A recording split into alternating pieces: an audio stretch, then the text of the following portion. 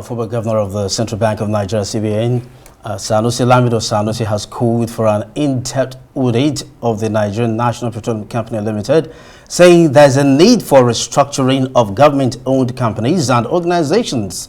He also insists that President should not be the Minister of Petroleum. Speaking at the Bank Directors Summit in Abuja, Sanusi said it was a similar call that cost him his job at the Apex Bank under the Goodluck Jonathan administration. Sanusi was CBN governor from June 2009 to February 2014.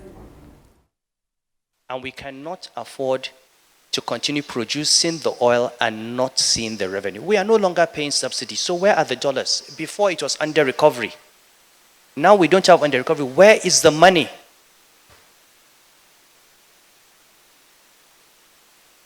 It was the issue I raised for which I was suspended. You can suspend me again. Okay? But it is an issue that this country must address. NNPC is the most opaque oil company in the world. When I was in the central bank for 15 years, they had not been audited. We paid 11 trillion naira in fuel subsidy. There's no accountability up to now. The National Assembly called NNPC to bring the documents. They refused. And by the way, let me advise that this idea of the president being petroleum minister is not a good idea. The last president was minister of petroleum for 8 years. When I was governor of Central Bank, we had a petroleum minister. So when I talked about NNPC, I could attack Dizani. Now nobody can talk about petroleum because 8 years, if you talk, you're attacking the president. We need that buffer. Somebody has to be there. So a minister has to be there who is held accountable by Nigerians. Let's bring in Arise analyst and lawyer Frank Tietie. Frank, interesting times are here. Thank you for joining us on Newsnight. My pleasure.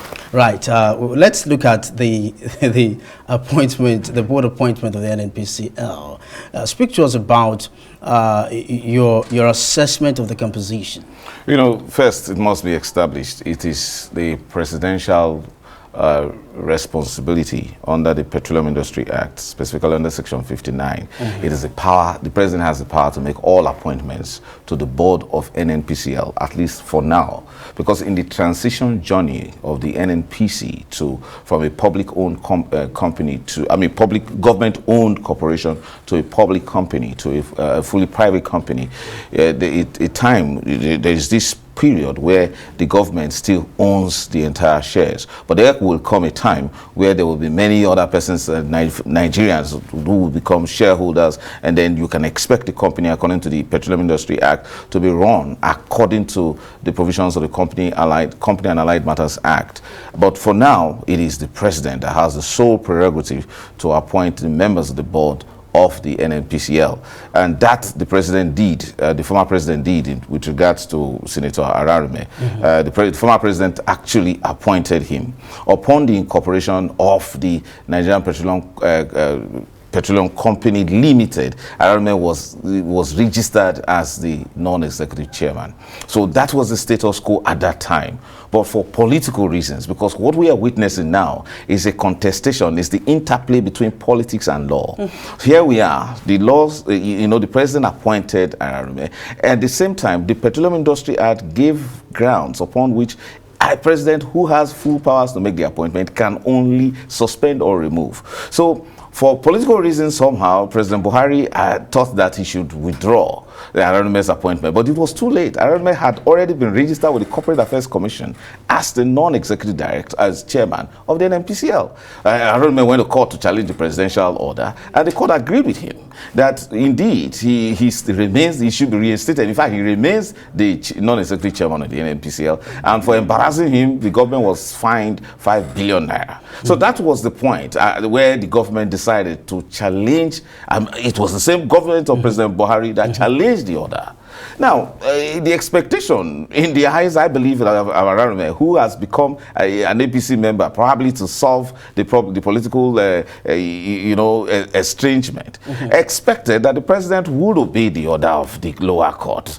But the president did it, he ignored it, and then made a fresh appointment of a non-executive chairman, and which in exercise of his powers under Section 59. So the contention are you saying is that, let yes. me come in, Frank. Are you saying that despite the subsistent court order, the president still has a prerogative? No, he doesn't. Okay. In the true sense of it, the president should be the #1 public officer, public citizen, right, that shows the example of obedience to our court orders. Right. Even the orders flowing from the lowest of all courts must be obeyed. That is how you maintain order. That's how you maintain sanity in a political system in an economic system. So in this context, yeah, I believe the president, under whatever advice, is actually treading a path that is dangerous for the economic stability of this country. Because without doubt, the NNPCL is about the most important,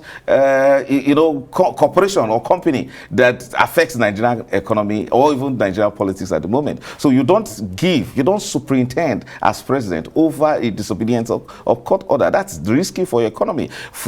At a time where the president is junketting across the world, asking cap in hand for foreign investors to come in, especially in our oil and gas sector, you don't tolerate any form of uncertainty. Because in this case, if you look at the law, the letter written by Ararume's lawyer, he was insinuating that, look, do not obey, do not enter any contract, any serious contract with NNPCL, because it doesn't have the proper subsisting board in it. The proper board should be the one chaired by Ararume. In that case, you're sending a very bad signal. And don't forget, NNPCL is supposed to be run according to the higher standard of corporate governance. Right. So these signals that have been sent across the world with regards to the uncertainty in NNPC, it's not in good terms at all. It does not fall in line with the renewed hope agenda of the president. So in this case, because we have a very large bureaucracy, some of these things don't actually pass through the direct supervision of the president. That's why it's important that we talk about these things. If not,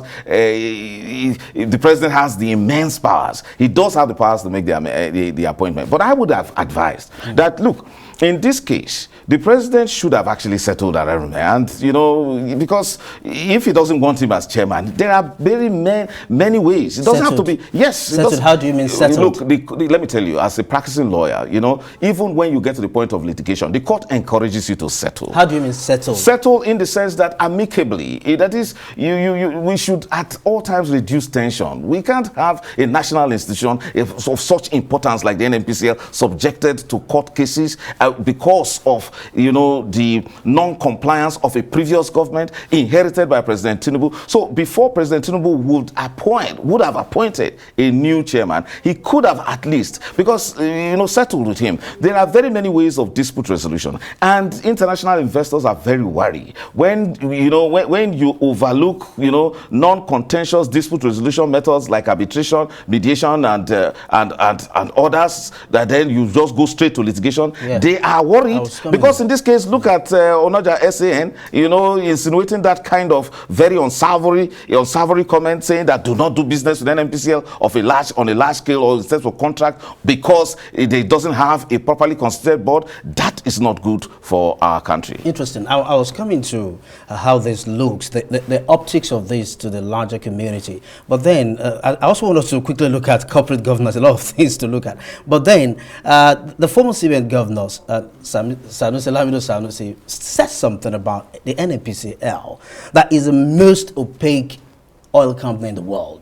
What do you make of that? No, expectedly, it is because of the very essence. I mean, oil and gas as an industry is actually complicated, and for a long time there's this mixture of international standard versus an obsolete petroleum act together with an overbearing political influence in that corporation. So all of that, such political interference made it quite complex. And we didn't have express petroleum regulations flowing from the minister at that time. And because of the political nature and then the high level of sleaze associated with the corrupt nature of our governance, it made NNPC appear to be opaque. But if you look at the Petroleum Industry Act, challenging the NNPCL together with its board and management, and then expectedly in the future its shareholders, to operate with very high standard of corporate governance.